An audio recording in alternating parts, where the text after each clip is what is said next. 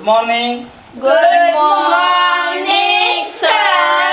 Good morning. Good morning. Please sit down. Thank you, sir. बच्चों, सबसे पहले मैं आप लोगों का अटेंडेंस लूँगा और इस अटेंडेंस में सिर्फ नाम लिखूँगा, नाम पूछूँगा और अभी मैं कोई डॉक्यूमेंट आपसे नहीं लूँगा, कोई भी मुझे आईडी वगैरह नहीं चाहिए आप लोगों से, सिर्फ मैं अटेंडेंस लेने जा रहा हूँ। Okay? Gita Kumari, Present, sir. Sandra, Present, sir. Vikram Pandey. Present, sir. Now open your books. आज कौन सा चैप्टर है? Our country. ओके बच्चों, आज मैं अपने कंट्री भारत के बारे में आप लोगों को बताना चाहता हूँ। हमारे देश को भारत, इंडिया और हिंदुस्तान भी कहा जाता है। हमारे देश की आबादी 1 अरब 30 करोड़ है। यहाँ पर मुख्तलिफ़ ज़बानों और कल्चर के लोग रहते हैं। हमारा देश एक सेकुलर देश है, जिसका मतलब ये है कि कॉन्स्टिट्यूशन और आईन की नज़र में सरकार का कोई मज़हब नहीं होता। सारे मज़हब के लोग सरकार की नज़र में बराबर हैं।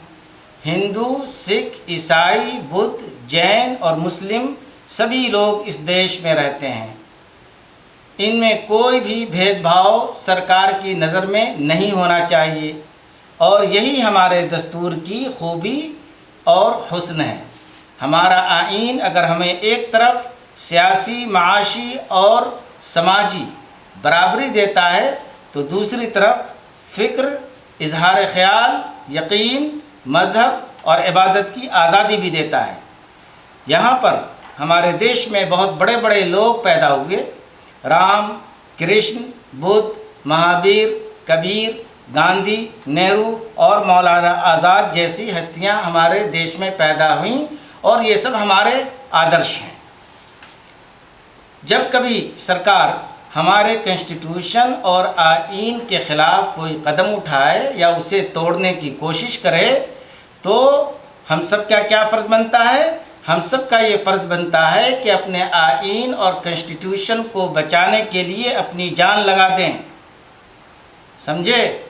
हमारा देश 15 अगस्त को आज़ाद हुआ और 26 जनवरी 1950 को हमारे कॉन्स्टिट्यूशन का नफाज हुआ।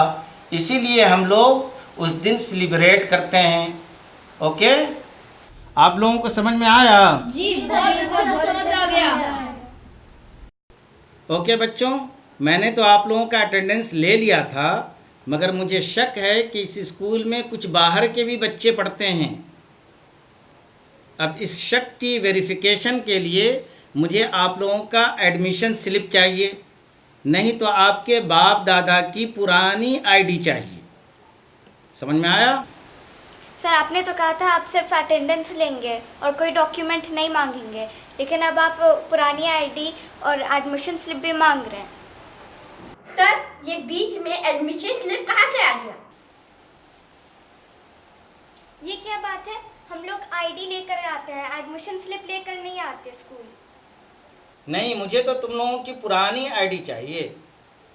तुम्हारी पुरानी एडमिशन स्लिप चाहिए या बाप दादा की पुरानी आईडी हमें चाहिए। उनका बर्थ सर्टिफिकेट दिखलाओ या कुछ ऐसा दिखलाओ जिससे साबित हो कि तुम लोग रियली इस स्कूल के स्टूडेंट्स हो। सर, मेरे बाप दादा की आईडी में कहाँ से लाऊं? वो तो सैलाब में बह गई। सर, ये तो परेशान करने वाली बात है। हम लोग ये स्कूल में 5 साल से पढ़ रहे हैं, मगर आपको आज याद आया आईडी के बारे में? सर, हमारे प्राइम मिनिस्टर नरेंद्र मोदी, उनके पास भी अपना सर्टिफिकेट नहीं होगा, तो हम लोग अपना एडिशनल स्लिप और बाप दादा का आईडी कहाँ से लाएंगे? जो भी स्कूल में आईडी नहीं दिखाएगा उन सबको मैं स्कूल से निकाल दूंगा। सर, मेरा नाम विक्रम है, मैं हिंदू हूँ। आप क्या निकालेंगे? हम खुद ये स्कूल से निकल जाएंगे। ना रहेगा बांस, ना बजेगी बांसुरी। हम लोग भी निकल जाएंगे। जय हिंद, जय हिंद, जय हिंद, जय हिंद। ये थी एनपीआर की हकीकत, यानी नेशनल पॉपुलेशन रजिस्टर के बारे में सरकार आपके साथ कैसे धोखा करेगी उसकी हकीकत बच्चों ने आपको दिखलाई। एनपीआर और एनआरसी में फ़र्क ये है कि एनआरसी में पहले आपको बोला जाएगा कि डॉक्यूमेंट लेकर के आइए और अपना सिटीज़नशिप साबित कीजिए। मगर NPR में ये कहा जाएगा कि हमको कोई डॉक्यूमेंट नहीं चाहिए, हमको आपके डॉक्यूमेंट से अभी कोई लेना देना नहीं है, आप सिर्फ NPR नेशनल पॉपुलेशन रजिस्टर में अपना नाम लिखा दीजिए और सरकार वो लिस्ट बना लेगी।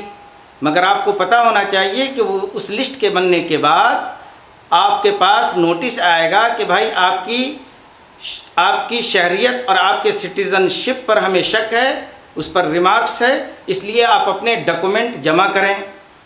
इसलिए आप लोगों से गुजारिश है कि सरकार के इस झांसे में ना आएँ। ये NPR और NRC दोनों सेम हैं। इसलिए मैं हिंदू, मुस्लिम, सिख, ईसाई सभी भाइयों से ये गुजारिश करता हूँ कि वो NPR की हकीकत को समझें और इसके ख़िलाफ़ डेमोन्स्ट्रेशन, मुज़ाहरा और प्रोटेस्ट जारी रखें।